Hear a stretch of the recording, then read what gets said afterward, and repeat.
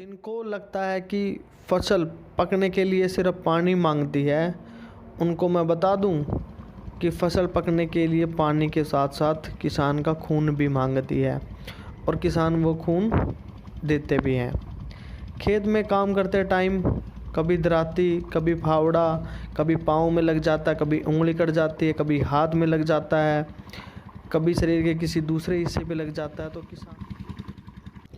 तो जो किसान होते हैं वो क्या करते हैं, जो अपना बीड़ी का बंडल होता है उसको फाड़ के लगा लेते हैं। कोई पेपर वगैरह, कागज़ वगैरह होता है उसको लगा लेते हैं चोट पे।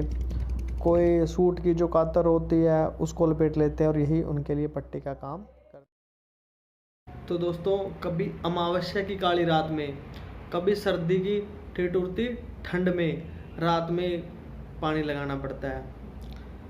खेतों में सांप भी होते हैं, काट भी लेते हैं। तो किसानों के पास कोई फाइनेंशियल सिक्योरिटी या मेडिकल फैसिलिटी नहीं होती जो इनको मिलती हो। कंपनी में जो कर्मचारी काम करते हैं उनको फाइनेंशियली सिक्योरिटी मिलती है और मेडिकल फैसिलिटी भी मिलती है, लेकिन किसानों को वैसा कुछ नहीं होता। उनके पास तो उन्होंने जो कमा लिया वही होता है और वही उनके ट्रीटमेंट पे लग भी जाता है। तो आज वो किसान अगर अपनी फसलों के सही दाम के लिए सड़कों पे बैठे हैं और अपने फसलों के दाम मांग रहे हैं, तो बजाय उनका विरोध करने के, बजाय उनको गाली देने के, आपको उनका सपोर्ट करना चाहिए। अपने बच्चों का अच्छा फ्यूचर, अपने बच्चों के लिए अच्छी पढ़ाई लिखाई इनके लिए तभी पॉसिबल हो पाएगी जब इनको फसलों के दाम मिलेंगे।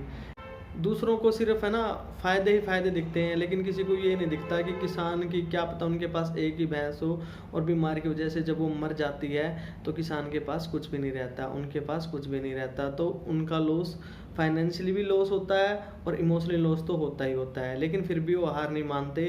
फिर देखिए, अब 5 स्टेट्स में इलेक्शन होने हैं, तो प्रधानमंत्री जी हमारी हर स्टेट्स के अंदर चुनावी रैलियाँ करेंगे, अपनी पार्टी का प्रचार प्रसार करेंगे। भाई अच्छी बात है, कोई भी लीडर हो वो अपनी पार्टी का प्रचार प्रसार करेगा ही करेगा, लेकिन क्या किसानों ने वोट नहीं दिए? किसानों ने भी तो बीजेपी को चुना है, किसानों के भी तो वो लीडर हैं। या जिस स्टेट में इलेक्शन होते हैं सिर्फ उन्हीं वहीं पे उनका काम होता है। जब प्रधानमंत्री जी वहाँ पे हाथ जोड़ के जोड़ी फैला के वोट मांगेंगे तब तो उनका सीना चौड़ा होगा, लेकिन जिन्होंने उनको चुना है उनके बीच में आके उनकी बात सुनने में उनको शर्म आती है, उनको डर लगता है। 5 स्टेट्स में अलग अलग रैलियाँ करने का समय है, तो मेरे को ये बात समझ में नहीं आती कि क्यों बॉर्डर पे बैठे किसानों के साथ वो आंखों से आंख मिला के बात क्यों नहीं करते, क्यों वो अपने नुमाइंदों को वहाँ पे भेजते हैं। भाई प्रधानमंत्री हैं, देश के लीडर तो वो भी हैं, फ़र्ज़ तो उनका भी है।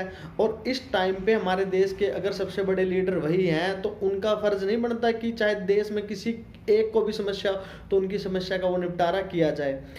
अब और उनके सामने तो लाखों किसान वहाँ पे उनके दरबार में अपनी शिकायत लेके पहुंचे हुए हैं, लेकिन उन सबको नज़रअंदाज करके वो अपनी पॉलिटिकल कैरियर, अपनी पॉलिटिकल पार्टी को स्ट्रॉन्ग करने के लिए वो वोट मांगने गए हैं। तो देखिए, अब जब बात आती है वोट की, तो उनके पास टाइम भी है, उनके पास 56 इंच का सीना भी है और उनको कोई शर्म भी नहीं आ रही, लेकिन किसानों से बात करते हुए सब चीज़ें गायब हो जाती हैं। लेकिन चलिए कोई नहीं, टाइम की बात है। अहंकार हर किसी का टूटा है, ये तो फिर भी एक इंसान ही है। देश के प्रधानमंत्री आज हैं, कल होंगे नहीं होंगे, इस बात का किसी को नहीं पता। और जो लोग ये बोलते रहते हैं ना कि आएगा मोदी ही, टाइम आने पे हम इनको भी करारा जवाब देंगे। तब तक के लिए एक बार फिर जय जवान जय किसान, धन्यवाद, जय हिंद जय हरियाणा।